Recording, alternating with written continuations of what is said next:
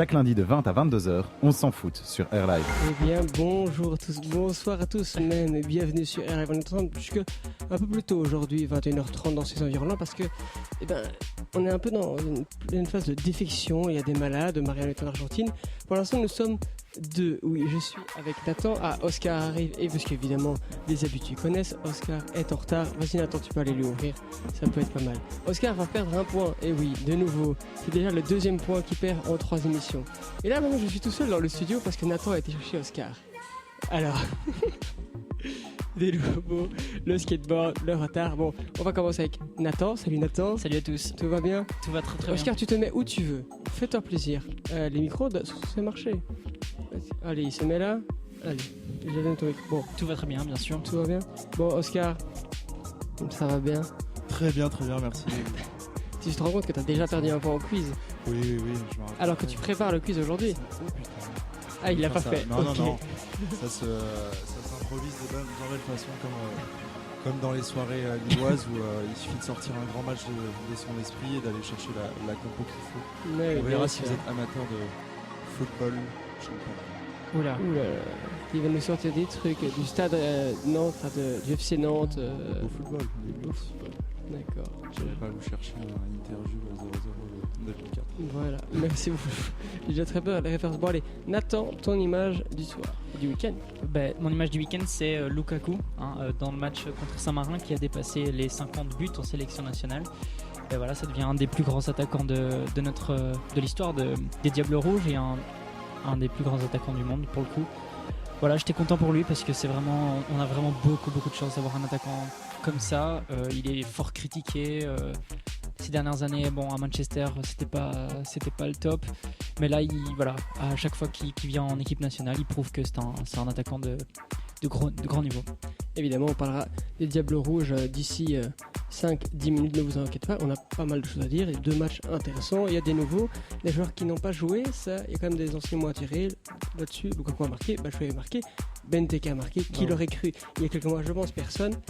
Oscar, ton image? Mon image du week-end, elle est arrivée cet après-midi, c'est celle du lundi du début de semaine. La nomination de Rudy Garcia à la tête de l'Olympique Lyonnais, qui l'eût cru en ce début d'année. Donc Silvino, qui a fait un début de saison catastrophique, s'est vu limogé. Et on avait Laurent Blanc en pole position, accompagné de Gasset et Franck Passy. Il y avait Jocelyn Gourvenec qui était dans le coin. Olas avait évoqué la piste Mourinho, mais à quelle Il a heure dit tu que c'était peux pas te possible. payer Mourinho dans ces conditions? Et donc ils se sont rabattus sur Rudy Garcia qui aurait été convaincant au moment d'effectuer un entretien avec Gérard Rouillet et toute l'équipe technique dont Juninho. Et voir Rudy Garcia arriver après toutes ces années de critiques de la part justement de l'entraîneur, l'ancien entraîneur olympien, qui sans cesse parlait de l'arbitrage en faveur des Lyonnais, parlait du Kaolas, ça s'est changé beaucoup de pics. Et c'est juste, à la limite, tu te laisses passer 2-3 années, comme Puel qui d'un côté va à Lyon, il est passé par Saint-Étienne derrière. Mais 5 mois après le départ de l'OM, voir Rudy Garcia arriver, je me demande ce que les Lyonnais peuvent en penser. S'il amène des résultats, comme souvent dans le football, on retourne sa veste. Mais si ça va pas, les Marseillais s'en réjouissent là à l'avance. Tu sembles sceptique quand même.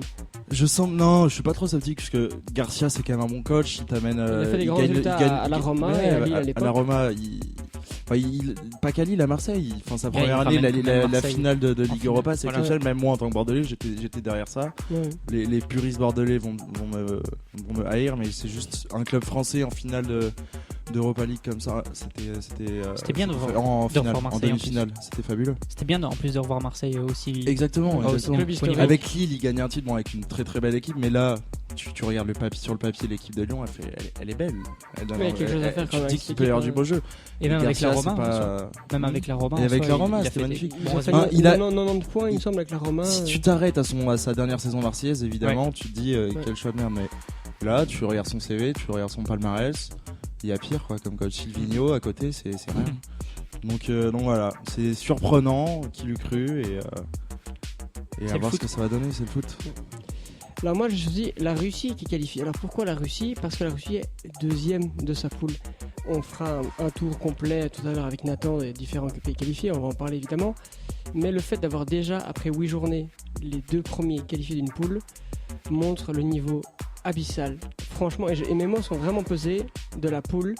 Il fallait gagner les matchs et voilà, il n'y a pas de problème. Mais là, avoir Chypre, 3e de poule, il faut rappeler qu'il y a 2 ans, Chypre était 5e chapeau. Franchement, il y avait zéro adversité. Même l'Écosse qui aurait pu. Faiblesse. Même l'Écosse qui aurait pu être. Et d'une tristesse incroyable. Quand je vois que la France a offert, il y a la Turquie, il y a l'Islande, il y a au moins quelques équipes. Là, il y a Enfin, tu te dis Turquie, Islande, c'est pas. Non, c'est pas dingue. Mais à partir du moment où tu as 10 poules, tu sais que ça va être d'office faible. Mais là, Chypre comme 3e meilleure équipe, c'est vraiment très très faible. Et le fait que la Russie soit déjà qualifiée, elle a gagné tous ses matchs, à part le match contre la Belgique. Et la Russie, c'est pas, même s'ils ont fait quart de finale, c'est pas non plus une grande nation, même s'ils vont être emmerdants à éliminer. Ça montre vraiment la faiblesse de ces éliminatoires. Après, est-ce que l'Écosse est à sa place, 4e ?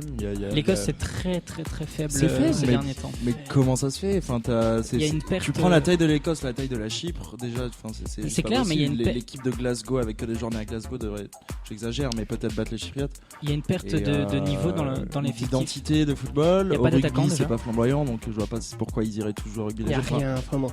Il y a quelque chose à changer.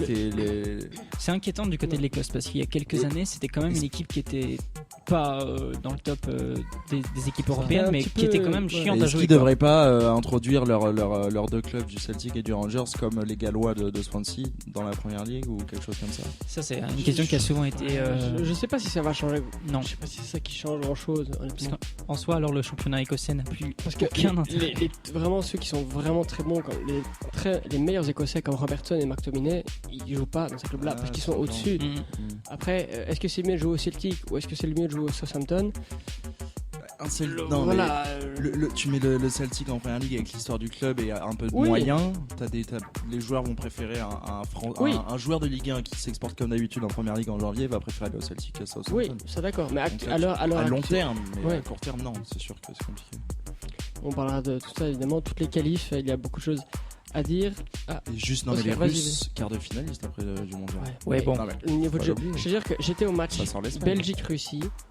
C'est vrai. Il n'y avait rien. Il y a France, il n'y avait rien. Ils sont champions du monde, il n'y avait rien. Oui, non, mais vraiment. C'est parce que c'est pas genre tu sais défendre et tu sais te projeter très vite et ça marche, tu n'as pas besoin d'énormément d'occasions. S'il n'y a rien. Le but, c'est Courtois qui leur a donné un but anglais, je sais plus. Il donne une balle à Djouba, c'est pas ça. Il donne, il me semble, une balle à un défenseur qui regardait même pas, ou une connerie comme ça, et puis il se fait dribbler par Djouba. Il y a vraiment rien dans cette équipe, c'est d'une tristesse. Voilà. Il y a déjà plus qu'il y a quelques années aussi. La Russie a évidemment sa place à l'Euro, tout ça, c'est pas du tout ce que je remets en cause, mais ça montre quand t'es à la 8e journée, que t'es 2e de poule, que t'es déjà qualifié, ça montre qu'il y a rien derrière. Il y a que 4 équipes qualifiées en tout. Et il y a déjà un 2e de chapeau. Il reste 2 matchs encore. Mais bon, là, quelque part au moins ça va permettre de faire des tournantes pour les 2 équipes. Dernier match de poule. Mais bon, peu importe. On parlera de ça donc tout à l'heure. Après une première petite pause, on va parler des Diables Rouges. 2 matchs, 2 victoires, aucun but encaissé. Des tops, mais aussi des flops, dont ceux qui n'ont pas joué. On en parle tout de suite. Restez bien avec nous. On attend jusque 21h30, quelque chose comme ça. Il va nous le faire, il va aller au bout, il va faire 0-2. Il va nous le faire, tu vas nous le faire gamin. Oui, Meunier pour Lukaku. Il va le faire. Et c'est je l'ai dit bordel. Je l'ai dit. C'est le moment de chouchouter nos diables. Ou pas. Et oui, je pense qu'on va quand même les chouchouter un petit peu vu ce qui s'est passé. Premier match. L'autre jour, attends, c'était quand ? C'était vendredi. Le premier match ? Jeudi. Oui. Jeudi, Belgique Saint-Marin. Qu'est-ce que l'équipe avait pronostiqué ? On écoute ça. Belgique Saint-Marin. Nathan. 5-0. 5-0. 7-0. Oh là là. Je suis sur 7. Allez, 7 ça m'a l'air bien. 7 combien ? Non, 7-0. Et oui, tout le monde s'est un petit peu planté. Et l'autre Nathan qui avait dit 10-0 était tout proche. Il était tout proche. Voilà, 9-0. La Belgique qui a démarré un peu doucement. 20 premières minutes. 0-0. Ouais. En deuxième mi-temps, pareil aussi. Début un peu plus calme. Et une fois qu'ils ont commencé à marquer, ça ne s'arrêtait plus plus. rien ne les arrêtait. Ils ont eu beaucoup de chance quand même sur certains buts.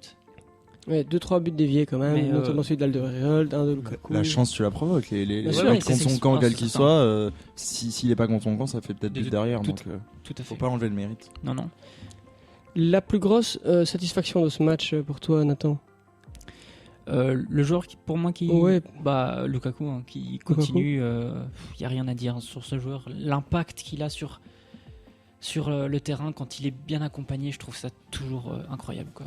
Et techniquement, en plus, je sais qu'il a beaucoup de détracteurs techniquement parlant, mais moi je l'ai toujours trouvé extraordinaire. Puis il a une puissance. Ce joueur m'impressionne en fait depuis que j'ai commencé à le regarder, et ça ne s'arrêtera à mon avis pas. Donc ouais, Lukaku, je suis très satisfait. Et puis quand même Yuri Tillmans qui prend de plus en plus de place dans ce milieu de terrain et correctement. Donc je suis content. Tillmans associé à Van Aken. T'as regardé le match ou pas? Parce que- Non, j'ai vu vaguement la fin du match. Enfin, j'ai surtout appris en fait le 6-0 à la mi-temps. Donc j'avais un Belge non supporter de foot, non assidu de foot, mais qui regardait juste parce qu'il voyait son équipe remettre 6, puis 7, puis 8. Et longuement, je leur ai dit que j'avais dit 7 et que ça ferait 7, mais ça n'a pas fait. Et sur la fin, non, mais tu vois juste une domination pas possible Ouais, ça, c'est- des Belges face à une équipe qui joue quoi. J'ai pas la référence belge, mais qui joue sais qui joue pas, Il joue rien. les meilleurs, CFA en France. donc, Même les pire que meilleurs ça. joueurs jouent en Non, pas pire que CFA, quand les même. meilleurs joueurs jouent en série C italienne, 3e division italienne. Oui, c'est ça. Les donc meilleurs 3e joueurs. division professionnelle. Ouais. C'est ça. Donc Les meilleurs joueurs, donc il y en a qui sont. Oui, en dessous. Mais bon, après, au bout d'un moment, la différence entre un mec de CFA et un mec de Ligue 2, ils peuvent avoir le même niveau technique, c'est dans la tête. Donc Ouais. ces mecs-là sont Et puis sur dans leur le carrière et sur professionnalisme leur après. profession, Mm. sont pas à ce niveau de Ligue 2, mais ils peuvent être sur un match comme contre la Belgique transcendé. C'est Et pas le- du foot, mais tu prends l'exemple des Uruguayens au rugby, ils jouent tous en D3, D4, ils jouaient face à l'Irlande, ils jouaient face aux Fidji, ils ont battu les Fidji, ils ont fait chier les Irlandais. Donc en fait tout ça c'est dans la tête et sur Ouais, c'est un match certain. quand Et tu rassembles une équipe. D'ailleurs, le gardien sur les 20 premières minutes a quand même été très très correct. Van Aken, première titularisation avec les Diables, Mhm. intéressante, même dans le milieu de terrain Intéressant. avec Tielemans.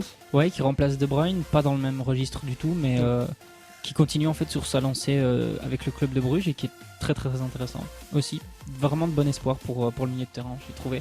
Et Pratt aussi qui est rentré dans le deuxième match.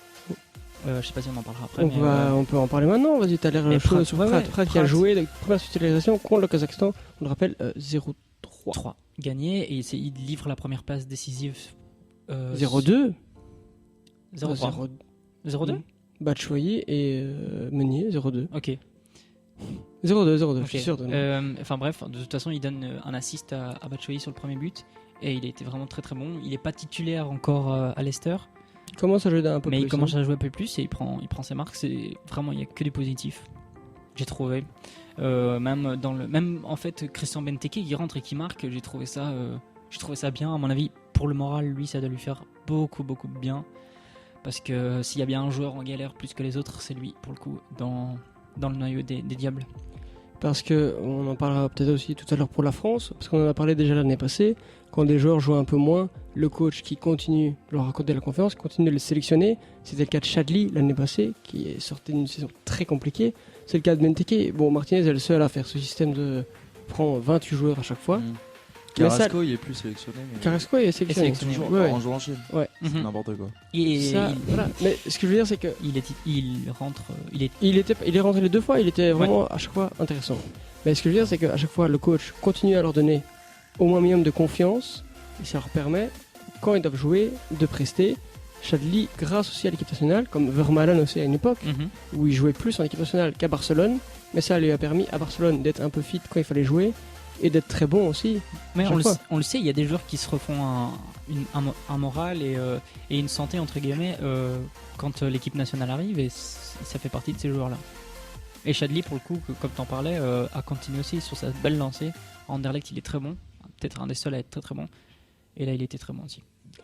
Les perdants, c'est ceux qui n'ont pas joué du tout, en ayant en compte 3 marquants. Boyata, qui n'a pas du tout joué, alors qu'on attendait peut-être à la place de Vermaelen, pourquoi pas. Ouais. Deuxième match, Januzaj et Origi, qui payent peut-être leur match très très mauvais à Saint-Marin. Ouais. En partie. Et moi, je vois pas vraiment ce que ces joueurs auraient pu, quand on regarde l'entièreté des rencontres, ce que ces joueurs auraient pu ajouter de plus en fait. Donc pour moi, c'est décevant peut-être pour eux, mais en somme, il faut faire des choix. Et je crois que là, pour le coup, Martinez a fait les bons. Parce que Januzaj ne donne pas vraiment de bons signes sur les dernières prestations, même avec les Diables. Donc voilà. Origi peut-être aurait pu rentrer. Origi aurait peut-être espéré rentrer à la place de Benteke quand même. Au moins sans doute. un des 2 matchs. Oscar fait n'importe quoi dans le studio une nouvelle fois. Tu veux encore un point en moins? Allez, c'est parti.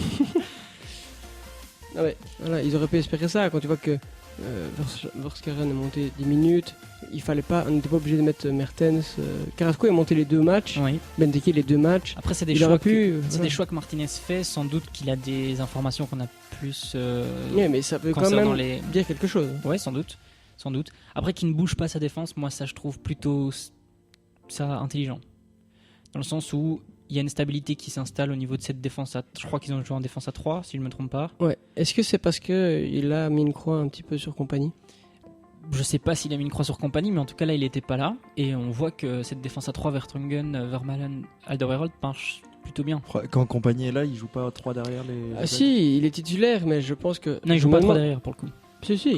Quand Si, c'est Vermaelen qui joue pas. Ah oui, c'est ça. C'est Compagnie qui joue en centrale. Oui, c'est ça. Mais je pense que Martinez se dit de plus en plus qu'il ne faut pas en tout cas compter sur Compagnie. S'il est là, c'est bien, mais s'il n'est pas là, on s'adapte. Et il a raison. Et Vermaelen prouve. Parce qu'il a donné tu le fais jouer. S'il est là, tu fais jouer. C'est Mais pas en Vermaelen, forme, sur mais- ses derniers matchs, C'est bon. moi très bon. je le vois pas en toute Compagnie, honnêtement. Et Et maintenant, au Japon, même si ce n'est que le Japon, tout ce qu'il a besoin, c'est de rythme. Parce qu'à l'époque de Barcelone, il jouait 3 matchs sur la saison, il n'avait pas de rythme, mais il était quand même bon à l'équipe nationale.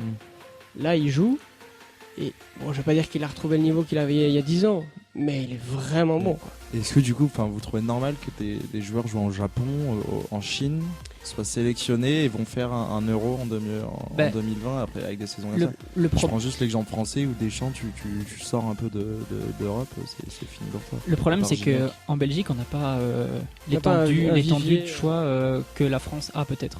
Carrasco, on pourrait En s'en tout passer. cas, en plus au niveau défensif. Peut-être que Carrasco, il y aura, Avec Castagne qui est arrivé, ouais, on il y a pourrait- des joueurs qui pourraient le remplacer facilement. Mais en défense, tu retires Vermaelen, bon. Denayer est sélectionné à chaque fois. Denayer est Denayer sélectionné. est sélectionné. Maintenant, Il il est passé c'est le 5e, on va dire, dans la hiérarchie des défenseurs centraux, Mhm. et Boyata en 6. Moi, je pense que Boyata va sauter, il ne sera pas à l'Euro.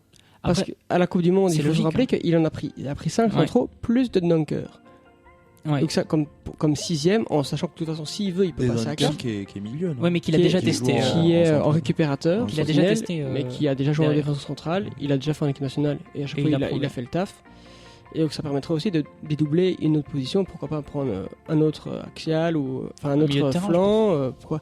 Pourquoi pas donner une place à Pratt ou Mhm. à un 3e attaquant, ou peu importe.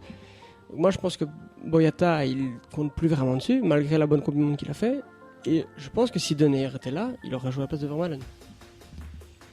Parce qu'il faut aussi se préparer à ça. Tu peux pas dire je vais aller au charbon avec les 3 et compagnie, et puis basta. Tu penses qu'il aurait titularisé Denayer à la place de Vermaelen? Le truc, c'est que contre la Russie, vu l'adversaire, Vermaelen sera titulaire. Peut-être compagnie s'il est là, mais bon, on va partir par ça. Mhm. Vermaelen sera titulaire. Et donc il a dit lui-même, s'il y a des matchs où il faut tester des choses, c'est ça. Parce que le Kazakhstan, tu vas pas me dire qu'on allait perdre beaucoup au change en mettant Boyata ou Denayer hier. Non. Et je pense que justement, il faut préparer, les aider à avoir des automatismes, et que c'était des matchs comme ça qu'il fallait.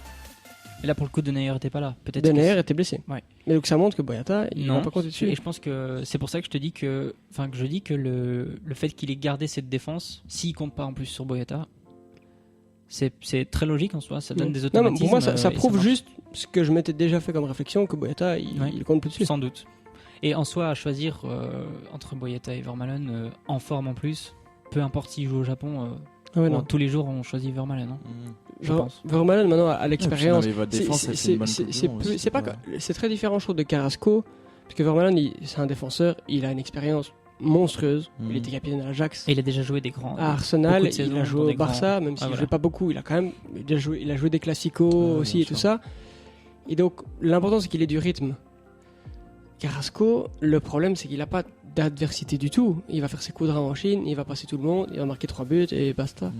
Après, il va se retrouver quand il faudra affronter Hernandez ou je sais pas qui, quel back ou Alaba ou peu importe. L'intensité, tu l'as pas. T'es en non, Chine, non, t'as beau jouer en c'est Chine, certain. il y a une différence d'intensité. Mais qui il a est perdu sa énorme, place de et, titulaire. même au niveau des appuis. Mais Il y a c'est 2 ans, il normal, était en soi. titulaire. Oui, Maintenant, Non, mais Cas- il jouait des demi-finales, c'est ou le des numéro- finales de Ligue des Champions. il y a c'est deux- le il y a numéro 3-4 ans. 5 sur les flancs. Et au fur et à mesure, ça il va faire 6, 7, 8. Et puis, c'est au détriment de qui comme ailier belge, vous avez Bah là- des là, noms, Il y a Torgan Hazard qui Là, a pris sa place en titulaire. cet organe qui joue à gauche et Meunier à droite. Oui. Et sinon, il y a Castagne. et de ceux qui sont et pas sélectionnés, Chadli. je veux dire, qui pourraient prendre la place de Carrasco. Honnêtement, pas Ouais, il y a grand monde. Et là même, c'est le 5ème alors que tu as 2 places. Il est même pas indispensable. On peut le virer, et dire ça laisse une place pour Pratt ou Van Aken, ou alors pour mettre Origi comme ça on a un 3ème attaquant, ou voilà, peu importe. Et On imaginons, n'a pas besoin de 5 flancs. imaginons qu'Yanuzaj fait une bonne saison à la Real Sociedad. Ce qui- Oui, il y a Nouzaï qui était très bon l'année dernière. Parce que c'est le seul gaucher hein, offensivement. C'est le seul Et je gaucher, en pense que plus. c'est quand même un truc qu'il faut pas négliger. C'est un gars qui bizarrement, sur quelques matchs, parfois sur quelques Il est capable. instants, je pense que c'est lui qui nous met le but contre l'Angleterre. C'est lui, ouais. Il y a pas de Ouais. gauche. Donc voilà, c'est quand même un gars qui a du talent. Donc moi, s'il prend Januzaj à la place de Carrasco et qu'il fait une bonne saison, moi Entre faire une bonne saison à la Real Sociedad ou Ou en en Chine, Cha- enfin, en il Chine, n'y a ouais. pas photo, quoi, Non, quelle que soit clairement. l'expérience. Et est-ce que Carrasco vous a, je sais pas, mis des buts importants dans l'histoire du foot belge? Je dis ça parce qu'il y a des Non. joueurs qui En Bosnie, peuvent il me semble, marquer les esprits et tu continues à les 2-4 prendre en pour ça. Bosnie dans un match hyper bizarre. C'est possible, mais s'il faut se forcer Non, l'esprit les- pour s'en rappeler, c'est que Oui, non, clairement. Bah, non. mais c'est pas un joueur je veux dire, indispensable. un joueur, voilà, dans l'esprit, je parle plutôt pour amener ça dans l'esprit des Belges, genre Carrasco, Non, c'est il le est joueur pas- qu'il faut Non, pas non, laisser de côté. Moi, ça me. je sais Non, pas, je contrairement comprends par pas. exemple à un gars comme Witzel où le problème avait été un peu plus imposant quand il est parti en Chine. Parce qu'il y a Parce pas, il y a qu'il y rien avait- il y avait- derrière. Pour remplacer un gars comme Witzel dans le milieu de terrain, bon, pour l'instant, il n'y a pas vraiment d'équivalent. Même si le premier match il a pas joué, que ça a été quand même, Mais mais c'est c'était Saint-Marin. Saint-Marin. Mais voilà, c'est différent, je trouve. Et Carrasco, non, est pas du tout indispensable. Et On peut le virer. il sait en fait tirer une balle dans le pied tout seul en partant. D'ailleurs, il pleure sur tous les médias qui l'interviewent pour revenir en Europe, mais bon, ça, il a qu'à s'en vouloir à lui-même. Voilà. Bon, on verra ça donc d'ici un petit mois. Russie-Belgique, en jeu la première place. Important de préciser quand même qu'il faut finir premier, parce que les 6 meilleurs premiers des 10 poules seront tête de série à l'Euro, ce qui pourrait éviter notamment d'affronter l'Italie, la France peut-être. On verra qui sera premier, mais voilà, l'Espagne sera première, probablement tête de série. Ça peut être pas mal pour avoir une poule un peu plus simple, même si bon, il y a 24 équipes, de nouveau, c'est encore n'importe quoi, c'est l'UEFA, l'argent, bon, bref, on va pas revenir là-dessus, comme d'habitude. Qu'ont fait les grands clubs ce week-end, vous saurez tout. Petite pause, et juste après, Nathan, on va faire un petit tour d'Europe sur tout ce qui s'est passé, débriefer un peu tout ça, qualification, 4 pays sont qualifiés, il nous fera un petit débrief, vous inquiétez pas, il fera ça. De qualification pour l'Euro 2020, dont un France-Turquie très attendu par Oscar, je me trompe pas. Et plus que très attendu, même si la trêve, comme je cesse à le répéter, nous ennuie plus que tout. Cette fois-ci, on a un peu d'enjeu, un peu de saveur. Les 2 premiers du groupe qui s'affrontent. Une revanche à prendre pour les Français qui avaient. Non, dis pas on en trop. parle plus tard. On en parlera. D'ici Excusez-moi, un quart je d'heure, il y a m'emballe. tout un débat équipe de France ce soir, parce Bien que le sûr. match, il y a pas mal de choses à dire. Donc il y a des choses à dire, comme tu le dis, après la victoire de la France 1-0 contre l'Islande. Mais 4 équipes se sont déjà qualifiées pour la phase finale de l'Euro. La Belgique donc a validé son ticket dans une victoire 9-0 face à Saint-Marin. La Russie et la Pologne ont fait de même en allant gagner respectivement 5-0 face à Chypre et 2-0 face à la Macédoine du Nord. Et puis l'Italie retrouve une compétition digne de ce nom après leur absence à la dernière Coupe du Monde. La Squadra Azzurra a disposé de la Grèce 2-0. Alors dans les succès à noter, l'Allemagne a facilement battu l'Estonie 3-0, mais reste deuxième à égalité de points avec les Pays-Bas, qui eux se sont fait peur, mais ont tout de même été chercher une victoire à l'arraché 3-1 face à l'Irlande du Nord. Les 3 buts ont été inscrits dans les 15 dernières minutes de jeu, donc 4 minutes de temps additionnel, donc c'était un match incroyable. Les Pays-Bas se sont donc sauvés. La Croatie, toujours première de son groupe, a partagé un but partout face au Pays de Galles, toujours 4e de ce groupe. La Croatie n'a toujours pas validé sa qualification étant donné que la Hongrie est sortie victorieuse de son match 1-0 face à l'Azerbaïdjan. Alors dans le groupe A, l'Angleterre non plus n'a pas assuré sa place à l'Euro. Ils se sont inclinés 2-1 en République tchèque. Ils se doivent donc d'aller gagner en Bulgarie ce soir pour s'assurer la première place. Dans le groupe B, le Portugal 2e et l'Ukraine, surprenante première, s'affrontent tous deux ce soir. Une victoire de l'Ukraine validerait leur qualification. De même pour le Portugal de Ronaldo, s'il arrive une nouvelle fois à prouver qu'il est le meilleur joueur du monde en battant les Ukrainiens. Marianne n'est pas là, c'est J'en pas profite. juste. Alors pour l'Espagne, un simple nul en Suède ce soir permettrait une qualification. Eux qui ont simplement partagé un but partout face à la Norvège avec une égalisation à la 94e par Joshua King.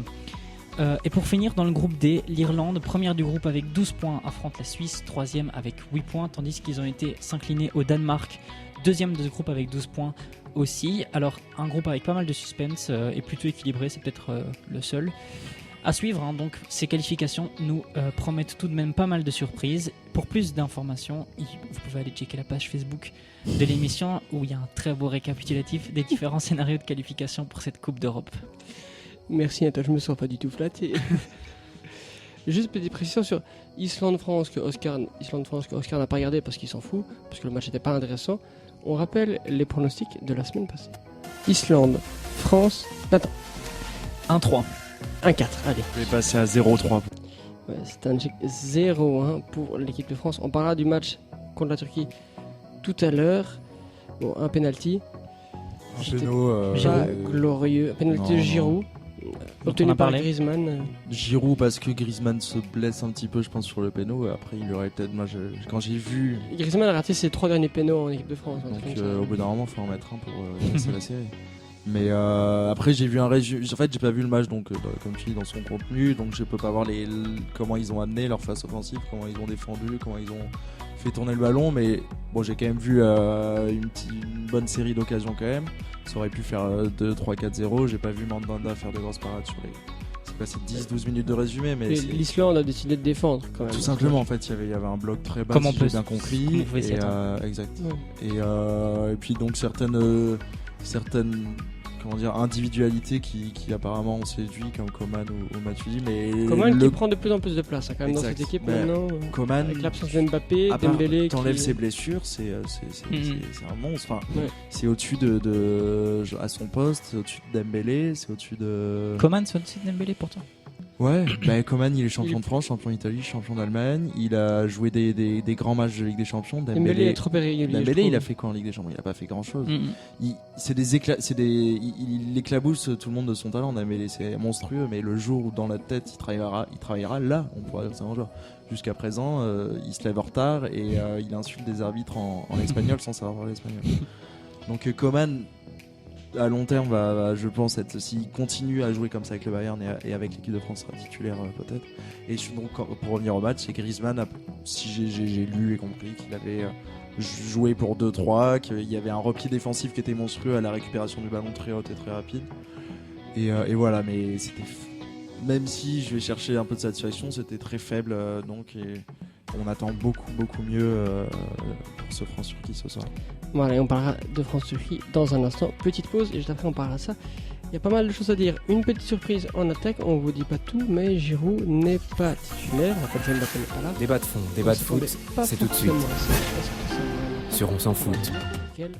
On est de retour sur Air Live et comme prévu, on va parler de France-Turquie. L'équation est simple, les Français doivent gagner ce soir pour assurer dès maintenant leur qualification pour l'Euro. La Turquie peut espérer un résultat pareil en cas de victoire turque. Les Turcs devraient également rejoindre le championnat d'Europe. Il me semble qu'il y a une condition en plus, je dois vérifier sur la page On s'en fout. Plus sérieusement, donc on rappelle que la France a gagné 0-1 en Islande le week-end dernier. Un match qui s'inscrit quand même dans une tension un petit peu, match à haut risque pour les Français. Ah oui, la Turquie doit gagner et espérer que l'Islande ne batte pas Andorre. Ouais, bon. Oui, enfin après derrière la Voilà. Turquie gagne un de ses deux derniers Ouais, matchs. c'est face ça. à des Bon, équipes c'est faibles pas ou fait match pour nul. ce soir, hein, évidemment. Logiquement, la Turquie et la France sont qualifiées pour l'Euro. Voilà. Assez logique, simplement. Avec les tensions qu'il y a actuellement en Turquie, avec l'offensive d'Erdogan, on n'est pas là ici pour parler politique, mais ça Un peu quand même. compte, Ça joue toujours. évidemment, Ça joue toujours. puisque les forces de sécurité ont été largement augmentées pour ce match, considéré à haut risque. Certains politiciens français ont même demandé à ce qu'il soit annulé, ce qui ne sera évidemment pas le cas. Rendez-vous d'ici 20 minutes pour le coup d'envoi d'un match qui s'annonce quand même très intéressant sur papier. Oscar, comment a priori tu sens cette rencontre? Je sens cette rencontre comme une rencontre qui doit être gagnée à domicile. Ou plus que gagner, la France, on attend depuis la fin de la Coupe du Monde une amélioration un petit peu du jeu qui était. C'est-à-dire que cette Coupe du Monde, si on la gagne pas, Deschamps est plus que critiqué jour après jour. Il l'était pendant, il l'était avant, et l'effet Coupe du Monde gagnée passé. Maintenant, on revient à parler du jeu de l'équipe de France, qui sur le dernier match, même si c'était à l'extérieur, dans des conditions un peu difficiles, c'est battu. C'est une équipe de guerriers comme toujours, mais on attend du jeu. C'est-à-dire qu'on a une. Quand je vois vos problèmes de Belges qui jouent au Japon et en Chine et partout dans le monde et qui sont sélectionnés, en France, ils jouent au Bayern, à City, à Chelsea. Des gars comme Barça. Lacazette ne sont même pas sélectionnés. C'est ça, c'est qu'ils jouent tous dans des grands clubs donc il y a un niveau de jeu, une qualité de chacun qui est exceptionnel. Il y a un sélectionneur qui a fait ses preuves quand même, qui sait jouer au football, mais qui est dans un aspect tellement tactique et mental de son jeu que on attend encore et toujours des améliorations. C'est-à-dire que cette doublette Mbappé-Griezmann, on attend quelque chose de mieux entre les deux. Et donc là ce soir c'est peut-être le moment de répondre à tout ça et d'en mettre plus que 2. On en a pris 2 à l'aller. Il y a aussi ce sentiment de revanche, c'est-à-dire que c'était un des pires matchs de l'équipe de France depuis 2013 contre l'Ukraine, où ils perdent 2-0 aussi. C'est-à-dire que dans le jeu où les Français n'avaient pas cadré un tir, n'avaient rien fait. Et quand t'es sportif, t'as cet ego aussi qui est censé jouer, qui est censé t'amener cette étincelle de plus. D'autant plus quand t'es champion du monde. En plus quand t'es champion du monde, c'est cette défaite, comme tu dis, elle est post-Coupe du Monde, mais elle est surtout, c'était apathique. Ils auraient pu perdre un match, mais pas comme ça. La tête haute, là ils l'ont perdu de façon inacceptable. Et tu parlais de la doublette Griezmann-Mbappé, on rappelle que Mbappé est blessé. Alors on s'attend à avoir au moins la doublette Giroud-Griezmann. Giroud n'est pas titulaire, sinon l'équipe est plus ou moins celle qu'on attendait, puisque Kanté et Pogba ne sont pas là. C'est Sissoko qui jouera dans l'axe avec Tolisso. Certains médias français annonçaient Lemar flanc gauche et non plus Matuidi. Matuidi est bien reconduit flanc gauche, et c'est Wissam Ben Yedder qui jouera en pointe. Tu comprends ce choix, Nathan, ou... C'est-à-dire que je me trompe, mais peut-être, mais Wissam Ben Yedder est bon en club. Bien sûr. Il met 30 buts l'année dernière, c'est le deuxième buteur français. C'est plus que bon. À choisir entre lui et un Giroud qui joue pas du tout à Chelsea, je crois que dans la philosophie de Deschamps, là pour le coup, elle est logique. Donc je comprends ce choix, et pourquoi pas, ça peut très bien marcher en fait. Mais au-delà de l'aspect individuel, après je vais laisser Oscar me dire ce qu'il pense là-dessus. Il y a un truc que moi je trouve assez curieux, c'est que j'ai vu certains médias français qui regrettaient le fait que quand tu mets Matuidi ailier gauche, il y a très peu de centres qui viennent, et donc ça dessert Giroud, qui est largement réputé et fort pour ça, reprendre les centres dans la tête, les déviations, tout ça. Tu remets Matuidi, donc tu dis que tu vas pas jouer avec des centres, mais sauf qu'il n'y a pas de technique, et Ben Yedder c'est un peu plus quand même là-dedans. C'est Hernandez quand même à gauche. Oui, il a mais cette ça image reste de le guerrier défensif. Bien Hernandez sûr. offensivement. Mais bon, c'est pas lui monstrueux. il est bas gauche, il est pas censé faire tout le flanc. Oui, non, mais quand t'as justement Matuidi en avant-gauche, te permet de toujours combler un espace laissé vacant par Hernandez qui va, et puis on va dire donner des meilleurs centres. Après Matuidi c'est centré, il a joué latéral il y a pas si longtemps avec la Juve.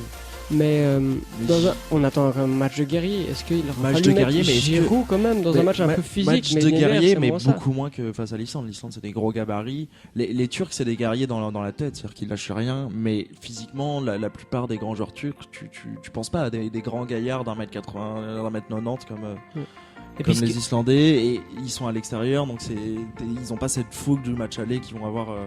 C'est peut-être moins physique comme match que contre les Islandais, et Ben Yedder à chaque fois on lui donne des bouts de match en équipe de France. Et chose importante au niveau comptable, donc les deux équipes sont à égalité. On rappelle que la première place est importante. S'il y a match nul pour la Turquie ce soir, la Turquie donc resterait devant la France et serait donc première si elle venait à gagner ses 2 derniers matchs. Donc la France ce soir, pour être maître de son destin, doit gagner obligatoirement. Très important à signaler. Tu voulais dire quelque chose? Ouais, non, je suis d'accord avec ce que dit Oscar, surtout que quand tu es une équipe comme la France, quand tu es un pays comme la France, tu te dois d'imposer ton jeu et pas t'adapter à l'adversaire. Et je crois que le fait de mettre Ben Yedder, ça prouve que bon, c'est eux qui veulent rythmer le jeu, ils collent au style de jeu, je pense, de de l'équipe de France, donc je vois pas pourquoi, parce que c'est la Turquie, parce que c'est des mecs qui sont des guerriers, on devrait pas ajouter un mec super technique. C'est physique aussi, Ben Yedder, comme tu dis. Ouais, en plus, et puis dans le milieu de terrain, je crois qu'il y a vraiment des mecs, quand tu mets Tolisso Sissoko dans le milieu de terrain, c'est du solide, quoi, je crois. Exactement. Donc, ce choix de mettre Giroud sur le banc, c'est aussi, voilà, il peut pas lui donner toutes les cartes à chaque rassemblement alors qu'il joue plus. Il l'a laissé jouer contre l'Islande. D'autant plus qu'il a marqué. Et puis il y a les entraînements. Je pense que Ben Yedder, s'il est là aussi, c'est qu'à Clairefontaine, il fait du bon boulot.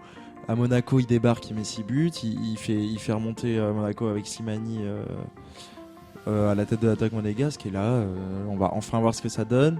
Si c'est pas Ben Yedder, ça aurait pu être Lacazette, mais ça fait plaisir qu'enfin il y a un autre titulaire que Giroud. Et si l'équipe de France n'arrive plus à jouer, il y a ce réflexe de jouer des ballons longs, mais que Ben Yedder n'en prend qu'un. Ce qui ne sera, je pense, pas le cas, parce que Varane et Lenglet vont pas avoir le même jeu de relance qu'avec Giroud devant, mais on va peut-être voir quelque chose de nouveau. Il faut aussi réussir pour l'équipe de France à apprendre à jouer sans Giroud, parce qu'il n'est pas éternel. Et une autre énorme pour moi différence, c'est que tu joues aussi sans Mbappé, qui est juste le meilleur joueur actuel français. Et ça change l'équipe de France avec ou sans Mbappé. C'est-à-dire que tu mets Coman à droite et Mbappé à gauche. Coman à gauche, Mbappé à droite, enfin les deux qui permutent, mais t'enlèves Matuidi et tu mets les deux avec cette vitesse, c'est complètement autre chose. Et là, avec la vitesse de Ben Yedder, t'as quelque chose d'intéressant.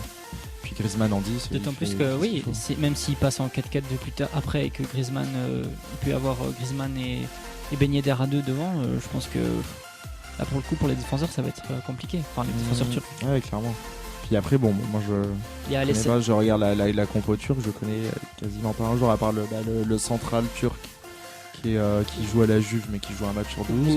Demiral. Il y a Mouslera, et Selik, qui est l'arrière droit lillois en Ligue 1. Il y a Son Yoon-soo, le défenseur central de Leicester, qui est pas mal. D'accord. Pas mauvais. Je connais pas. Je sais pas si vous voyez c'est qui. Pas du tout. Défenseur central. Qui a joué, il a joué une quinzaine de matchs en 2 ans à Leicester. Mais là qui est titulaire. Là, il est titulaire cette saison à chaque match. Il s'impose enfin à 23 ans. Sinon, il y a Alassane Plea aussi qui est sur le banc du côté de l'équipe de France. Qui a été rappelé après la blessure de Mbappé, justement, qui était appelé au départ alors qu'on savait qu'il était incertain. Plea, c'est aussi logique. En Allemagne, c'est un des meilleurs joueurs actuels. Il fait. C'est avec. Là, il est à Mönchengladbach, mais c'est avant avec un autre club. Mais non, c'est à Mönchengladbach qu'il a explosé directement depuis Nice. C'est logique aussi d'avoir des mecs comme ça, mais où est Lacazette ? Qu'est-ce qu'a fait Lacazette à Didier pour mais là, il est Benzema, blessé. autant c'est expliqué. Là, il est blessé. Mais c'est vrai que Lacazette, c'est vraiment une question qui est. Après, est-ce que là, maintenant, au vu de la forme de début de saison de Lacazette, est-ce que s'il n'est pas blessé, Didier Deschamps il est pas devant Ben Yedder, non, pas devant Ben Yedder, mais devant Alassane Plea par exemple. Il est pas moins bon que l'année passée, franchement. C'est juste que là, il est blessé depuis 3-4 semaines et donc on le remarque pas. Mais et son début de saison est vraiment pas mauvais du tout. Ah oui, c'est ça. Alors qu'il n'est pas titulaire indiscutable. L'année passée, meilleur joueur par les supporters. Faut quand même le dire. C'est très spécial ce qui se passe. Son dernier match avec l'équipe de France, il en met 2 contre l'Allemagne. Deux en Allemagne. Donc ça, je comprends pas trop. C'est mais bon, un jour peut-être on verra Lacazette. Je pense qu'on verra. Ça n'a rien à voir avec Benzema qui reviendra. Non, peut-être comme Rabiot. On va parler de Rabiot, s'il vous plaît. Alors, c'est l'heure de parler au pronostic. Pronostic donc France-Turquie. Nathan. 2-1 pour la France. Du coup. Oscar. Je vais dire 3-1 pour la France. Moi je vais dire 1-0. Je sors la purge. C'est vrai que vraiment parce que un but au Turc, mais l'anglais de Varane, c'est quand même solide. Tu peux dire autre chose si tu veux encore changer. Si tu veux. Non, mais 3-1, 2-0, c'est pareil. Je ne vais pas gagner que d'un but encore une fois. Oh là là, 3-0. Allez, 3-0 pour Oscar. Il y va un peu plus fort, on verra donc ça la semaine prochaine. Évidemment, juste après une petite pause, Oscar qui va lancer sa nouvelle chronique. Bon, dans le contenu, j'ai appelé ça Histoire de foot. On n'a pas de nom, pas de jingle. Non, pas encore, on va se débrouiller. Il fera ça de temps en temps. C'est un prototype. Voilà, c'est un premier test. Si ça marche. Vu qu'on manque de chroniques quand c'est les matchs internationaux, on s'est dit bon, on va lancer ça. Je ne sais pas du tout. La guerre du football, la guerre de 100 heures. La guerre de 100 heures. Je n'ai aucune idée. Restez avec nous parce que je pense que vous allez apprendre pas mal de choses. Nous aussi. Je ne sais pas du tout. Qu'est-ce qu'il y a, juste une Nathan petite info. On parle des pays aujourd'hui, mais là je vois que l'équipe titre que Neymar sera absent un mois après sa blessure. 4 mois, j'ai lu. 4 mois. Non, 4 semaines, ouais, un mois. Ouais, un mois. Donc c'est-à-dire, Donc, premier match contre Bruges, il sera absent. Ouais, il va rater donc quelques matchs importants. Ouais. Et après sa blessure avec le Brésil, du coup, Neymar encore une fois blessé. On en parlera peut-être dans les- Comment ça? Je pense qu'en fait, il veut juste aller voir sa sœur. Mais bon, bref. Allez, à tout de suite. On s'en fout sur Air Live. Vas-y, Oscar. Aujourd'hui, je vais vous parler de la guerre de 100 heures ou la guerre du football, selon l'appellation. Donc, je vais vous donner un peu le contexte à l'époque. Cela se passe entre deux pays frontaliers qui sont entre le Nicaragua et le Guatemala. On parle du Salvador et de l'Honduras. Le Salvador étant le plus petit État d'Amérique avec 4 millions d'habitants, contre 3 pour l'Honduras, mais qui est 5 fois plus grand.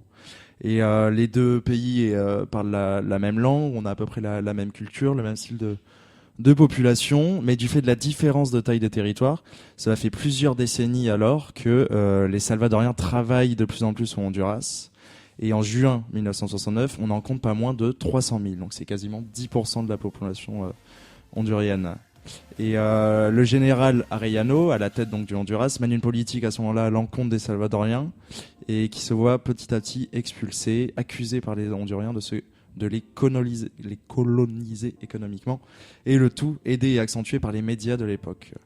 Donc tout ça a lieu dans un contexte politique compliqué, mais auquel on va allier le côté sportif, alors que la tension monte donc depuis les années 60, a lieu en juin 1969 la demi-finale des éliminatoires CONCACAF entre les deux pays pour se qualifier à la Coupe du Monde 1970 qui a lieu au Mexique, et cela se joue en match aller-retour.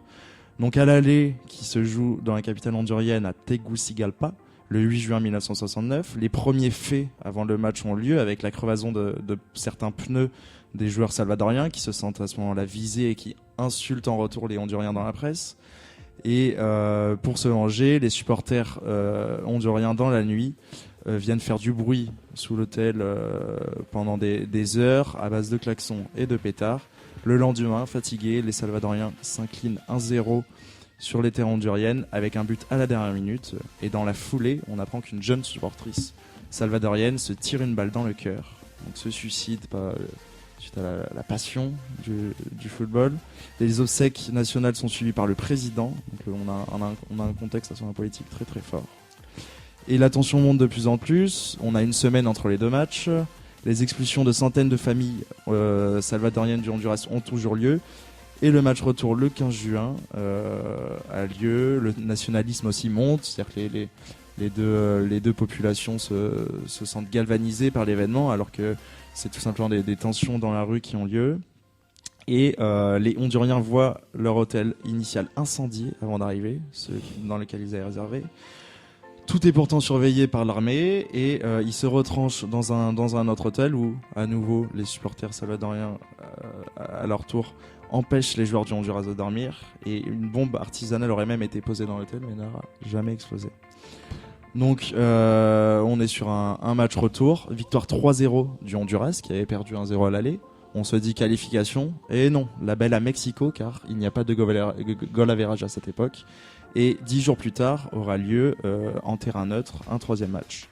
Encore du grabuge après le match, au retour, où chez eux, alors que les Honduriens rentrent chez eux après le retour au Salvador, il y a des rixes qui explosent et certains supporters honduriens sont agressés et 2 trouvent la mort. Donc là on a quelque chose qui est de plus en plus fort entre les deux États. Ils rompent même leur relations diplomatiques. Et donc le 26 juin 1969, le Salvador et l'Honduras s'affrontent au Mexique. Le Salvador s'impose 3-2 au bout de la prolongation.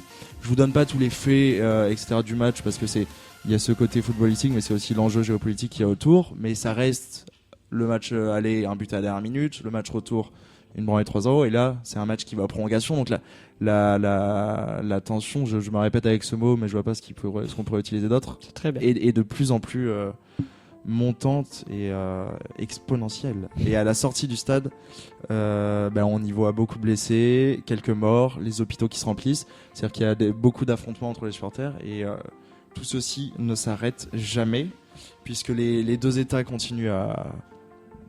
Je vois l'animateur faire la grisine, j'utilise du papier. Non, parce que je suis étonné que tu commences sur le GSM et après tu termines sur le papier. Mais... J'aime alterner. D'accord, je te laisse, tu as que Et, ça bloque. on est fin juin, le 4 juillet 1969, la guerre éclate car le vice-consul salvadorien est assassiné. Le lundi 14 juillet, un avion militaire salvadorien bombarde Tegucigalpa, donc la capitale hondurienne, et on est donc en pleine guerre qui démarre le 14 juillet, qui va durer 4 jours. L'armée salvadorienne est nettement supérieure, 8000 hommes contre 2500 environ, s'enfonce dans l'Honduras et l'envahit clairement. À son tour, l'armée hondurienne bombarde aussi la plus grande raffinerie salvadorienne. Donc on se rend coup et âme, tacle à la gorge et petite balayette par derrière. Cette guerre, donc, qui durera 100 heures, aura causé 3 à 6 000 morts et environ 15 000 blessés. Et plus de 50 000 personnes y perdirent leur maison. De nombreuses terres et de nombreux villages furent détruits. Et le 19 juillet, avec l'aide de l'OEA, l'Organisation des États américains, les Salvadoriens se retirent enfin du Honduras, même s'il faut attendre le 3 août pour qu'ils retirent entièrement toutes leurs troupes. Un mois, c'est très long. Et il faudra même attendre jusqu'à 1980 pour qu'il y ait une réelle fin du conflit et un traité de paix signé entre les deux pays. Et pour finir, on va d'abord donner j'allais parler d'autre chose, mais on doit d'abord vous dire que ce nom de cette guerre, on a mis du temps à l'avoir, à mettre un mot sur ces faits, parce il en arrive un peu partout dans le monde, mais c'est un journaliste polonais, Ryszard Kapuscinski, qui était sur place au moment des faits et qui a relaté tout ça dans un livre sur à la base le Honduras et le Salvador. Et ce livre a été réédité il y a une vingtaine d'années, d'où le fait que c'est ressorti de plus en plus. Et les tensions, on peut dire, pour conclure, que les tensions dans le foot alimentent la passion des supporters et le nationalisme. Et c'est-à-dire que toute cette guerre n'est pas déclenchée par le foot. Je vous en parle, mais c'est juste un fait de plus. Bien que c'est un moteur, exactement. Bien qu'il faut faire gaffe au fait que les joueurs peuvent se retrouver avec de plus grosses responsabilités ou avec une pression quelconque sur les épaules, comme on peut se souvenir de Andrés Escobar qui a été assassiné après un but contre son camp en deuxième match de Coupe du Monde 1994 face aux États-Unis. La Colombie ne s'était pas qualifiée au deuxième tour et un mois plus tard il s'était fait tirer une dizaine de balles sur un parking de Medellín. Voilà, ce fut la guerre du football, la guerre de 100 heures. Merci beaucoup, Oscar. Je sais pas si la prochaine fois tu vas encore faire des trucs aussi prenants en termes de nombre de morts à chaque fois. Ou... Il y en a plein, il y a plein d'histoires, mais on n'est pas obligé de parler de guerre aussi. Il y a tous les enjeux, il y a la géopolitique, il y a la passion des ultras aussi qui est à mettre en œuvre là-dedans.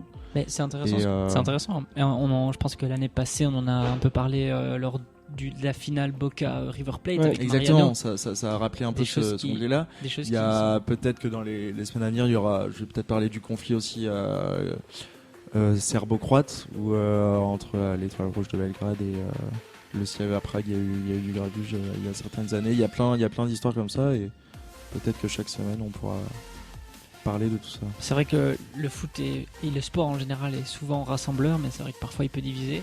C'est pas la première histoire, je sais pas si vous connaissez un peu en NBA, il y a un joueur de basket turc d'ailleurs.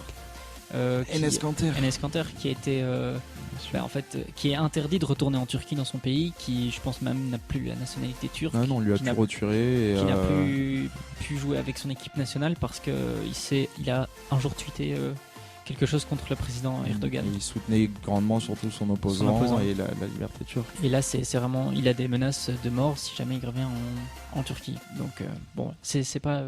C'est récurrent quand même comme histoire. C'est partout, c'est dans tous les sports et cet aspect géopolitique autour du sport, il est énorme, que ce soit culturel, dans la société, dans l'économie, c'est partout. Merci à tous les deux, il y a encore pas mal de choses à dire. Au niveau sportif, si je reviens 2 minutes là-dessus, après une vingtaine de minutes de jeu, la France fait 0-0 face à la Turquie. L'Ukraine qui est provisoirement qualifiée, l'Ukraine a besoin d'un match nul face au Portugal. L'Ukraine mène 1-0. L'Angleterre mène également, mais le résultat du Kosovo qui mène face au Monténégro ne lui permet pas d'être qualifié dès ce soir. Juste après une petite page musicale. Je vais dire une petite page de pub, je sais pas pourquoi il n'y a pas de pub celle-là. Une petite pause musicale. On va parler de la première ligue puisqu'il y a dimanche Manchester United Liverpool, l'équipe la plus décevante du début de saison face à l'équipe peut-être la plus attrayante. Ça risque de chiffrer sévère. On s'excuse déjà pour les supporters mancuniens. À tout de suite. Ozil clips it in. Welbeck! There's your fairy tale! Et pourquoi pas Vincent Compagnie aussi? Pourquoi pas Vincent Compagnie? Pourquoi pas Vincent Compagnie? Traversons la Manche. Parlons Première Ligue. Et on va particulièrement parler du choc. Le 12e affronte le premier. Non, vous ne rêvez pas. Manchester United affronte Liverpool dans ce qu'on appelle le derby d'Angleterre qui ne va peut-être pas tenir toutes ses promesses. Ah, je vois déjà Nathan qui... Mais j'ai juste une quelque chose à question, dire. une justification de ta part. Pourquoi tu as changé Agüero pour Danny Welbeck dans le jingle? Non, il y avait, il y avait déjà Welbeck l'année passée. C'était un autre commentateur, c'était un commentateur américain et pas anglais. Mais je m'étais dit, si je mets Agüero et compagnie, ça fait 2 de City. Ok, Voilà, c'est tout. mais Welbeck quand même. Mais c'est parce que le truc était fou. Mais si t'as un son que t'as envie de changer, enlever Welbeck pour mettre Giroud... De Donker par exemple. Non, un truc un Non. peu classe, ça se peut. Ça marche. C'est juste que... Je du voulais moment juste même, savoir parce que bon, ça bon, m'étonnait de... c'est totalement parti pris, je le reconnais. À l'époque, quand Welbeck est marqué contre Leicester, j'ai vu Arsenal champion d'Angleterre, je l'admets. C'était une grande déception après, peu importe. Mais ce qui m'intéresse dans le truc, c'est que les commentateurs soient Ça roule. prenants. Voilà, bref. Donc, Manchester United, 9 points en 8. 9 points en 8 rencontres, 24 points pour Liverpool, 15 points d'écart. Manu qui a égalité avec le 13e, le 14e, avec Sheffield et Brighton. Voilà, ça vous donne une idée. C'est assez Ils ont que 2 points d'avance sur Everton qui est 18e. Est-ce que vraiment Manu peut espérer quelque chose dimanche? Nathan? Ben, ce serait surprenant en fait de voir Liverpool perdre plutôt dans ce sens-là, surtout face à Man U et au vu de leur bonne forme, mais tout peut arriver. On sait en première ligue vraiment tout peut arriver, mais je les vois mal aller chercher une victoire. Je sais pas, ouais, ils jouent chez eux. À Old Trafford. Mais bon, en fait, ça veut plus rien dire de jouer à Old Trafford pour Man U parce que ouais, tous les résultats qu'ils ont fait à Old Trafford n'étaient pas si bons que ça. Ils perdent 2-0 je crois contre West Ham à Old Trafford. Si Non, je me trompe pas. chez eux, ils ont perdu que contre Crystal 1-2. Ils ont pas perdu. Ils sont invaincus chez eux, Ah ouais, enfin, ouais, t'as à part raison. le match Non, contre non, t'as Crystal raison, qui c'était perd 2-1 c'était à Londres. et le nul contre Arsenal, sinon c'est que des victoires cette année Enfin, à domicile. De toute manière, je vois mal Manchester aller chercher quelque chose. Au mieux un nul, mais une victoire, ça me semble compliqué. Bah, t'es sur le plus gros derby anglais et voire du monde, tout simplement un des plus suivis sur la planète. Donc t'as tous les joueurs, enfin quel que soit comment dire leur niveau actuel, ils savent que tous les yeux de la planète sont braqués sur eux. Donc on va pas voir d'équipe de Man U, je pense, nonchalante ou à reculons sur la défensive.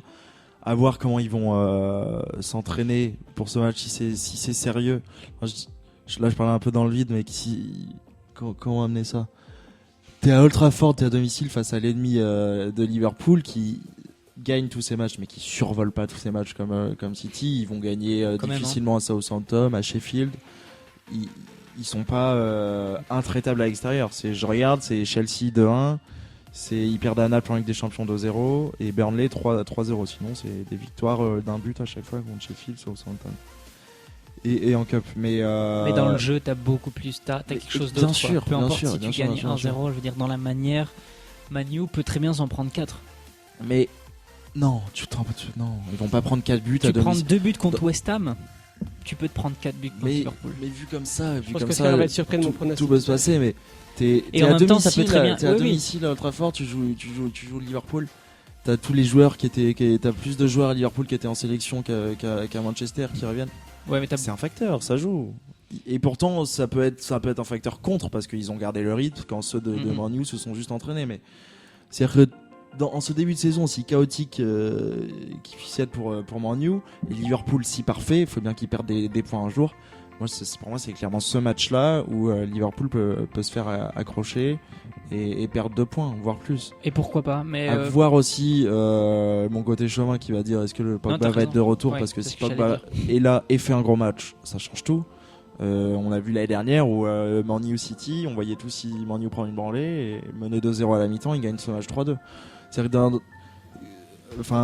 Solskjaer ou non, sur certains matchs tu peux le lâcher et au bout d'un moment faire en sorte qu'il perde. Contre Liverpool, t'as le maillot de Man U, il y a certains joueurs, même s'ils sont pas forcément identifiés comme des gens emblématiques du club, ils sont là depuis 2-3 ans et ils connaissent cette rivalité là.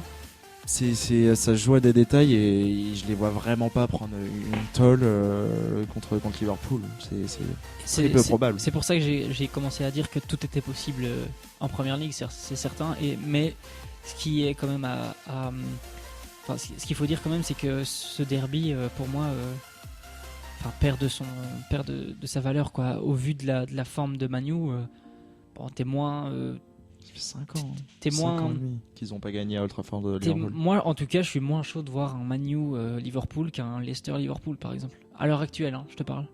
Au vu de la forme des deux équipes.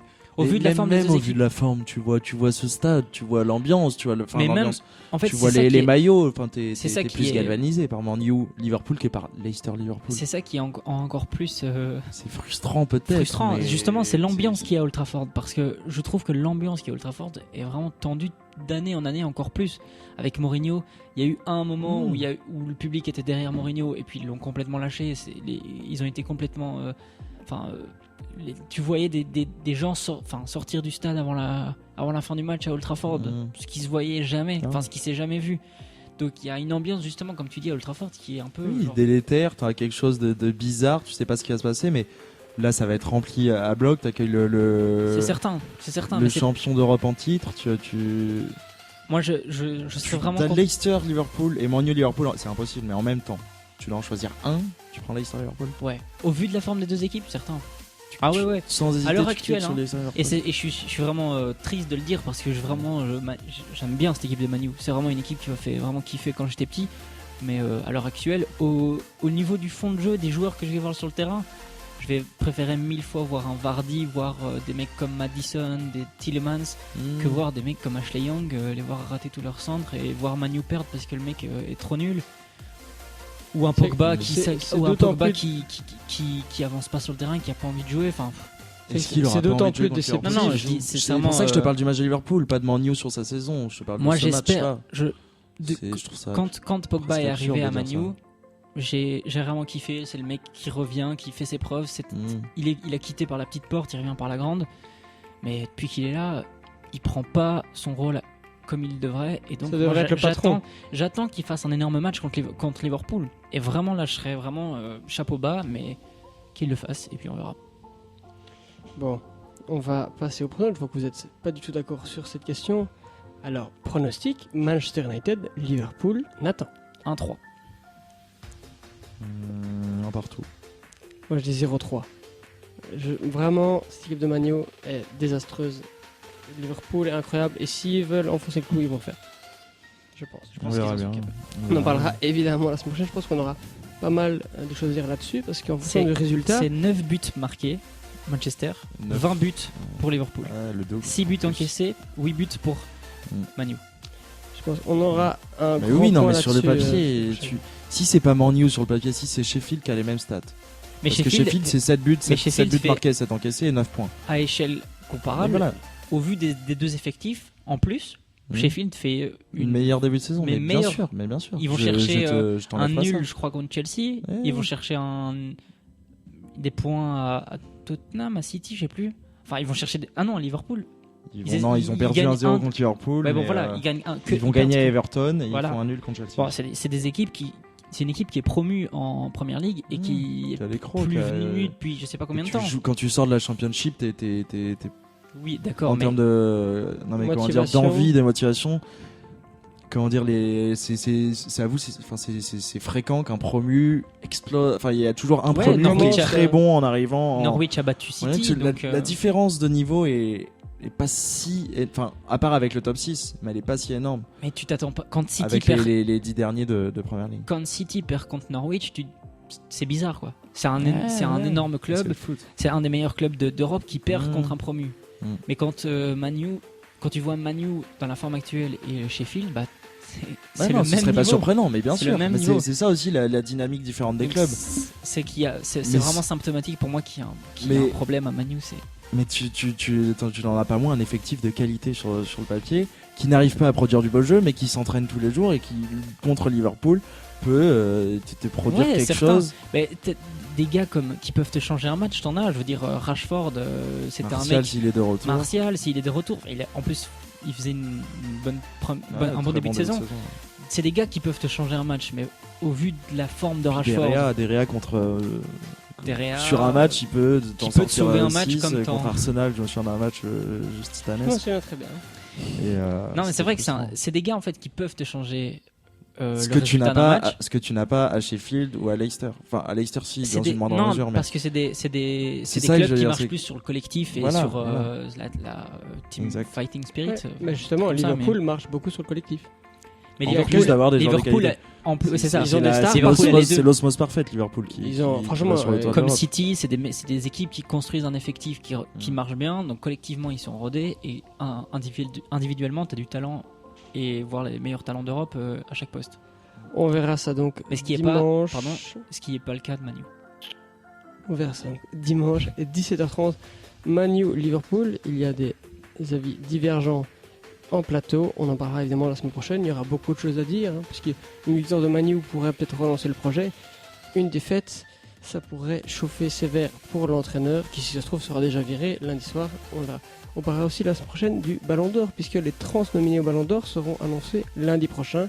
On aura un long débrief là-dessus, ne vous inquiétez pas.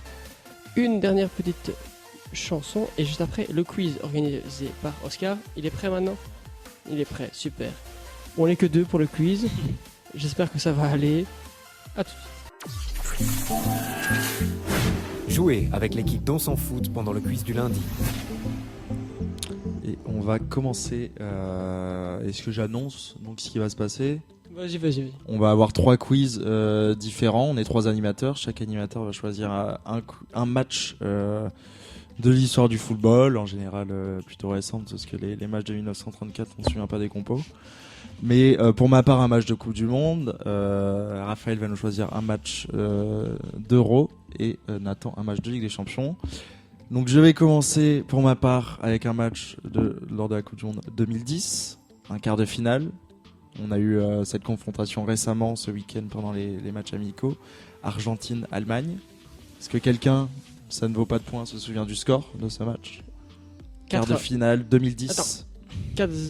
Attends, il y a eu un 4-0 et un 4-1 contre l'Angleterre et contre l'Argentine. 4-0. 4-0 pour l'Allemagne, c'est magnifique. C'est Je une m'en rappelle belle pas. mémoire. C'est normal. Avec 1-0 à la mi-temps. Donc, c'est tout simple. Il y a 2 fois 11 joueurs à citer. Il y a des remplaçants qui sont rentrés. Et à vous de jouer, messieurs. Close. Close, oui. André Schürrle. André Schürrle. Pourquoi tu fais si dur ? Tu Mais peux pas si, perdre le premier. Je savais qu'il était titulaire. André Schürrle. 2010 ? En 2010, mon ami André Schürrle n'était pas sélectionné Mais non. lors de la Coupe du Monde. Allez quoi. Franchement. Ah ouais, 2010. Mais oui, ok, banane. moi, j'ai- C'est En pas 2014, la ils sont en finale. En 2010, D'accord, moi ils sont en j'étais quart. en 2014. Vas-y, donne-lui une deuxième chance parce que Deuxième là c'est chance, vraiment bien chiant. sûr. Allons un 2010. peu loin dans Ah ce bah match. Schweinsteiger du coup. Schweinsteiger. Pardon, merci. excusez-moi. 2010, qui était au goal ? Je ne sais pas du tout, donc je vais pas aller sur ce terrain-là. Qui est très vieux ? Philippe Lam. Philippe Lam, bien sûr. Mario Gomez. Mario Gomez. Ah non, mais c'est pas possible. Putain, et si tu rates celui-là, t'as perdu. Mario Gomez. C'est beaucoup J'ai trop un drôle. petit bug, il ne m'affiche pas les remplacements. Excusez-moi, messieurs. Mario Gomez, il y a Instant. moyen. Est-ce mais- que Mario Gomez est rentré? 2010. Que vont petit. Attends, Stuttgart est. Je Il sais en était quelle pas à année. Stuttgart à cette époque-là. Non, Il mais était c'est une à- temporalité. Parce Il qu'à partir était de au Bayern en Stuttgart, il était au Bayern, non 2010. Ah, 2010, je suis pas sûr. Attention. hein. Attention, verdict. si hyper- Attends, si sur 3 types que tu te nommes, t'en rates 2. Non, mais le premier, j'avais pas capté. J'étais sur 2014. Ouais, bon. Mario Gomez n'est pas rentré en jeu. Allez. Mais il était là. Il était là, il était sélectionné, mais il n'a Mais pas il- joué il- lors il de est- ce match. Est-ce qu'il était sur la feuille de match? Il était sur la feuille de match, mais il n'est pas rentré en jeu. Est-ce qu'on voulait qu'on compte tous les Non, sélectionnés mais c'est comme vous voulez. Sinon, mais... ça, je veux dire, on peut parler d'une sélection. L'idée, c'est de ceux Ouais. qui sont rentrés. Bon, c'est une défaite pour Nathan. Je suis désolé. Moi, si vous voulez, on peut. Non, on va pas se donner des jokers à tout va, mais c'est vrai que Là, il en a ça donné annule 2. très vite. Là, il en a 2. Ça Mais il y a annule 2 très Mais vite j'ai- les solutions. j'ai pas suivi le 2010-2014. Mais il faut J'étais en train de écouter. j'étais en train de Mais choisir on mon a quiz. dit 4-0. Pour toi, la finale de Coupe du Monde, c'est 4-0. Non, Bah voilà. mais j'ai pas Godze, fait... 1-0. J'ai voilà. pas fait tilt. Bon, allez. Messieurs, vous avez juste pour éclairer les auditeurs, il y a Boateng qui est toujours là, je vous dis les grands noms, il y a Khedira, il y a Messi. Kroos, il y a Mertesacker, il y a Özil. Müller, Neuer, Ozil, Podolski, Tevez, Romero au goal, Mascherano. Javier Pastore, Mascherano, Otamendi, Lionel Messi, Gonzalo Higuaín, Gabriel Heinze, André Di Maria, Demi Kellis et Agüero. Tu me déçois. J'ai été très nul, pardon. C'est une victoire pour le patron. Du grand monde. On va pas que je peux faire cette Milano. Bon, faites mon quiz. On va reprendre un petit peu sérieux. Je le dis, ceux qui étaient titulaires. Ok. Pas Et d'entrée en jeu. Que les Non. 22. les 22. Et si vous voulez, les sélectionneurs. Parce que il y a un des sélectionneurs, si vous le trouvez, c'est pas mal. Espagne, Italie, finale Euro Euro. 2012. Le score 4-0. 4 ou 5 4. 4. 4-0. Allez, Nathan, je compte sur toi. Fernando Torres. Jean-Louis. Non, si. Fernando Torres a marqué. Oui, c'est sûr. Mais il était pas titulaire. Est-ce qu'on peut mettre les remplaçants dans ce match quand même? Raconte-nous Oui. le but de Non, Fernando mais je me Torres. rappelle de Fernando Torres parce que c'était, pour la petite histoire, un joueur que j'ai adoré quand j'étais petit aussi. Il marque un but contre l'Italie. Ma mère est italienne, donc j'étais un peu. J'étais à moitié content, à moitié triste. Surtout que 4-0, ça fait mal. En finale, qui peut se le permettre? Bah, l'Espagne. À part l'époque. l'Espagne. Qui met 4 buts en finale de Coupe du Monde? Je réfléchis, je vais loin. C'est Euro, 2000 ou d'euros, pardon. même un Euro. C'était pour citer les 4 buts bleus en finale 2003. Je trouve pas les remplaçants. Je vais pas me mentir. Mais enfin, Bon, allez, on accepte passe au Torres su- on qui- passe au qui, su- Bon, Donne-moi à partir un de autre. maintenant, on fait. Donne-moi un autre. Sergio Ramos. Évidemment. Gianluigi Buffon. Mario Balotelli. Oui, bah c'était titulaire. Iker Casillas. Fait. 2012. Bah, Iniesta. Oui. Xavi. Chiellini. Busquets. Oui.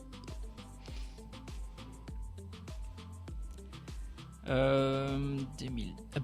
2012, c'est pas David Villa qui est là? Oula, j'allais le dire moi. Euh, Mais non. C'était Pedro. euh. Oh shit. On continue. Le cadeau. Gérard Piqué, on l'a pas dit. Allez, il va être facile. Pirlo. Oui. De Rossi. Est-ce que Chiellini est accompagné de son compère? Est-ce que je prends le risque? Pour moi, oui, mais je n'ai rien dit. Je réfléchis. En attaque, on a dit Balotelli. En Si tu 2012. trouves l'autre attaquant. Non, bah, si tu me dis ça, je vais pas prendre le risque. Oh oui. Mais oui. Tu m'as dit qu'on pouvait dire les sélectionneurs? Oui. Vicente Del Bosque. C'était Barzagli qui était en défense, non? Oh, bien joué. Pirlo, il est accompagné de qui au milieu? Il reste les backs espagnols. Les deux backs. Ouais. Jordi Alba. Les deux backs. Donc il manque les deux backs droits. Encore trois espagnols. Dont deux milieux de terrain, un plus offensif. Encore un attaquant, deux milieux de terrain aussi italiens. Cadeau. Un défenseur italien. Un défenseur italien. Alors, qu'est-ce qu'il y avait sur les ailes en Italie, sur les backs? Ils étaient deux attaquants en Italie, non? Oui. Il y avait un attaquant surprenant, non? Quand j'ai vu le nom, ça m'a surpris. Il est connu, mais j'avais pas du tout le souvenir qu'il était là. Inzaghi avec des cheveux blancs. Mais j'hésite entre deux joueurs. Je sais qu'il y avait. Moi, je trouve qu'il y a plus simple que le deuxième attaquant italien. Ouais, je sais, mais c'est parce que les backs espagnols, je me rappelle plus comme ça.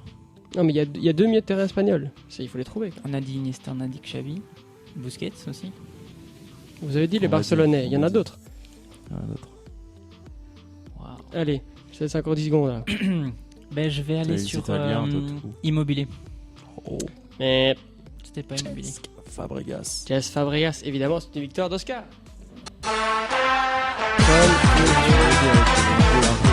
C'était Grazianopoli le. Non, c'était Antonio Cassano. Mais non. Messi. Et Cassano. Deschilio était là. Non, c'était Abaté, le back droit. Il y avait Carvara à droite. Non, Arbeloa. Vous aviez oublié Xabi Alonso, David Silva, De Rossi, Marquisio. Non, De Rossi, je l'ai dit. Ah oui, Marquisio, Bonucci, Botta, c'est j'ai Chiellini pas- qui jouait back gauche. Et Bonucci était là, alors j'ai pas celui-là, osé le si dire, vous le Bonucci. trouvez, Dis-nous un un- joueur qu'on connaît. un joueur, un Italien, milieu central, peut-être un peu offensif, mais surtout milieu axial, qui joue au Milan AC, El Shaarawy. Montolivo. Et mon Ah oui. Olivo. Ah bah oui, bah à l'époque il était Sans pas, son- il était pas sans son- mauvais. Non. À l'époque, bah oui, il était quand même, il jouait quand même une espèce, en équipe d'Italie. Allez, Nathan, ton quiz. Bon là je vais pas pouvoir perdre du coup. Mais j'étais pas si mal sur l'Italie-Espagne. Non. Ça va, c'était pas mal. J'étais raisonnable.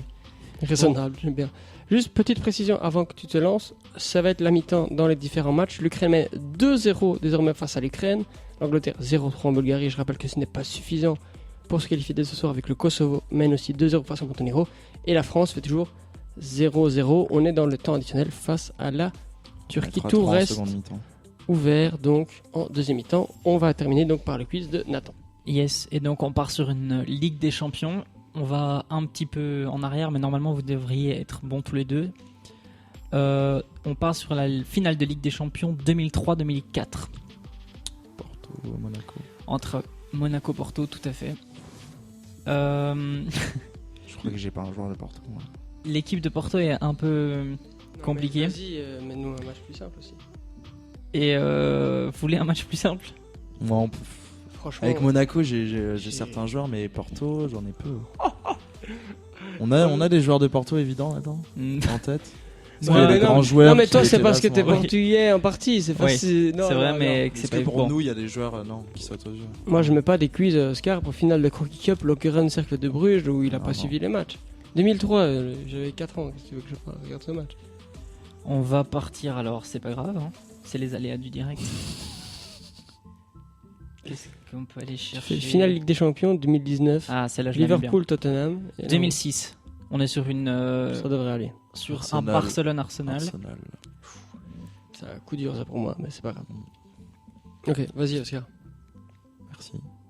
On fait, attendez, précision des règles. On Ouais. fait titulaire et ceux qui sont rentrés en jeu. Moi, je suis C'est pour les toi qui remplaçants, mais c'est toi qui décides. Ah, vas-y, on fait ça. Donc, Donc ceux- titulaire et rentré en jeu. 2006. 2005-2006. Exactement. Thierry Henry. Tout à fait. Eto'o. Samuel Eto'o pour le Barcelone. Chabi. Chabi, Oula, Chabi. je prends un risque. Bon, Waouh. j'ai perdu sur Chabi. Ouais.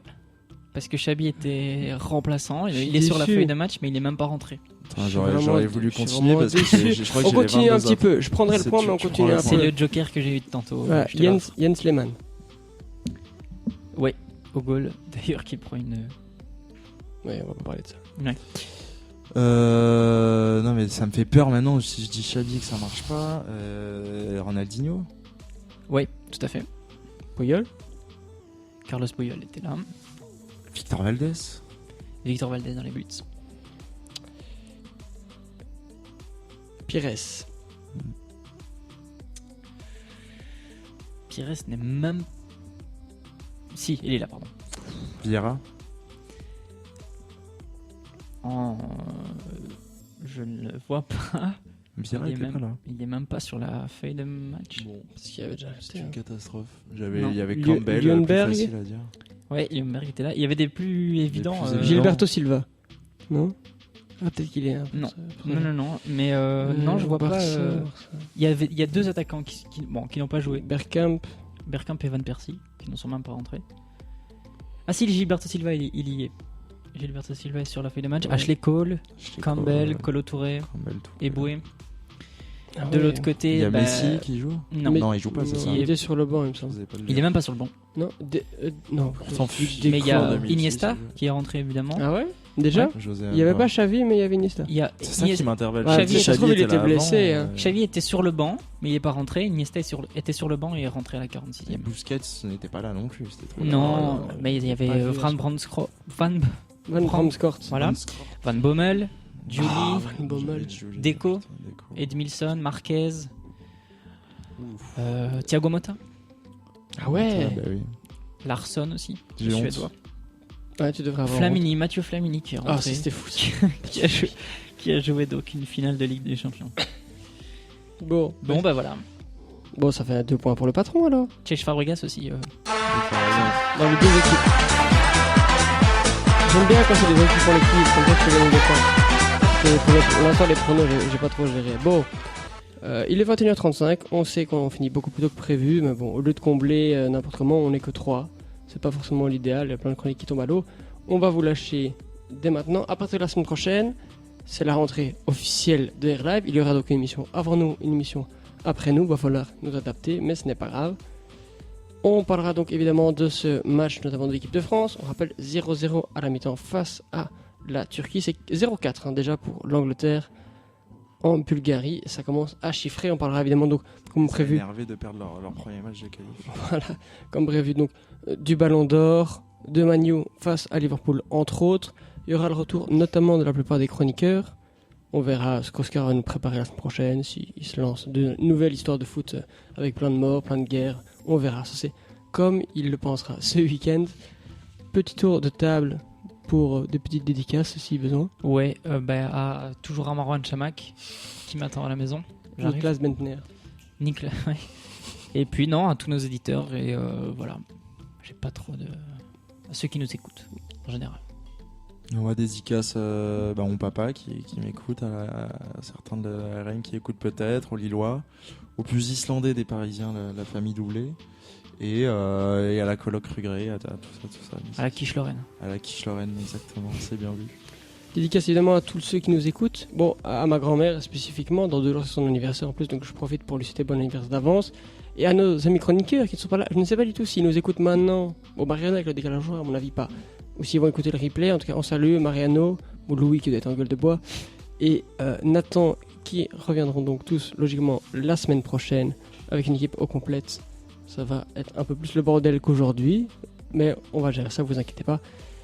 Et on se voit donc dans une semaine à 20h sur Airlove. Et d'ici là, toujours le podcast qui va être publié demain matin. Et puis il y a toujours des infos sur la page On s'en fout. N'hésitez pas à aller checker ça de temps en temps. Ça fait toujours plaisir. Tout à fait. Allez, à la semaine prochaine. Ciao, ciao.